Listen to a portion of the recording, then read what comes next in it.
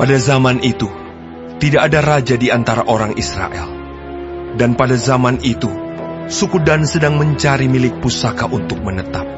Sebab sampai hari itu, mereka belum juga mendapat bagian milik pusaka di tengah-tengah suku-suku Israel. Sebab itu Bani Dan menyuruh dari kaumnya 5 orang dari seluruh jumlah mereka. Semuanya orang-orang yang gagah perkasa, yang berasal dari Zora dan Esitaol, untuk mengintai negeri itu dan menyelidikinya, serta berkata kepada mereka, "Pergilah menyelidiki negeri itu." Ketika orang-orang itu sampai ke pegunungan Efraim di rumah Mika, bermalamlah mereka di sana. Ketika mereka ada dekat rumah Mika itu, dikenal merekalah logat orang muda suku Lewi itu. Lalu singgahlah mereka ke sana dan berkata kepadanya, "Siapakah yang membawa engkau kemari? Apakah pekerjaanmu dan urusanmu di sini?" Katanya kepada mereka, "Begitulah dilakukan Mika kepadaku. Ia menggaji aku dan aku menjadi imamnya."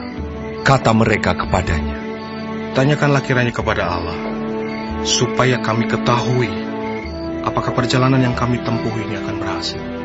Kata imam itu kepada mereka, "Pergilah dengan selamat.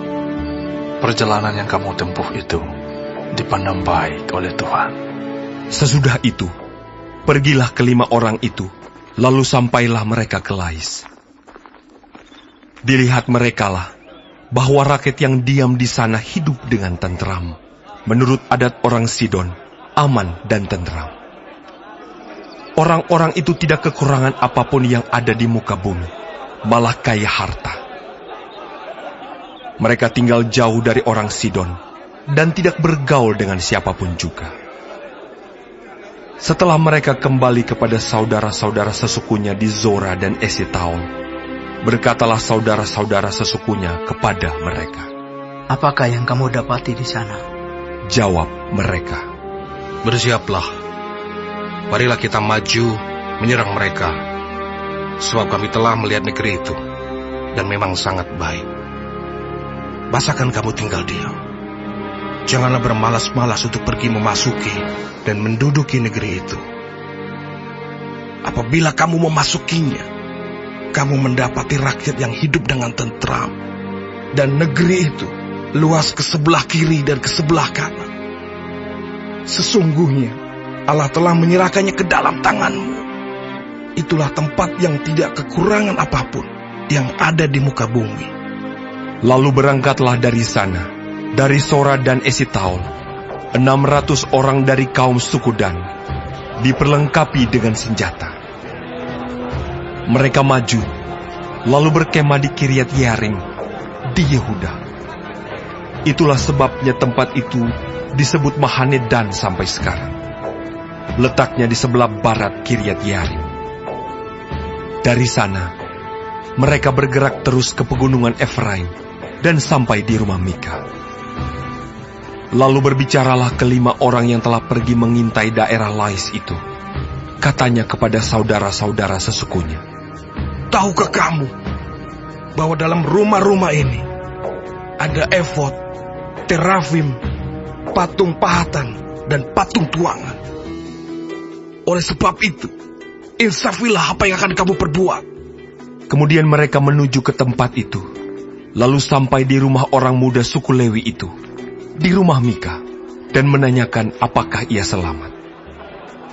Sementara ke-600 orang dari Bani Dan, yang diperlengkapi dengan senjata itu, tinggal berdiri di pintu gerbang. Maka ke-5 orang yang telah pergi mengintai negeri itu, berjalan terus, masuk ke dalam, lalu mengambil patung pahatan, efod, terafim, dan patung tuangan itu. Adapun imam itu berdiri di pintu gerbang, bersama-sama dengan ke-600 orang yang diperlengkapi dengan senjata itu. Tetapi, setelah yang lain-lain itu masuk ke dalam rumah Mika, dan mengambil patung pahatan, efod, terafim, dan patung tuangan itu, berkatalah imam itu kepada mereka, "Berbuat apakah kamu ini?"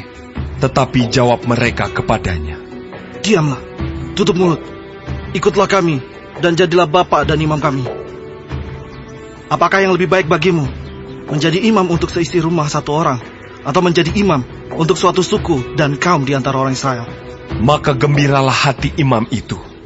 Diambilnyalah efod, terafim, dan patung pahatan itu, lalu masuk ke tengah-tengah orang banyak. Kemudian berbaliklah mereka dan pergi, dengan anak-anak, ternak, dan barang-barang yang berharga ditempatkan di depan mereka.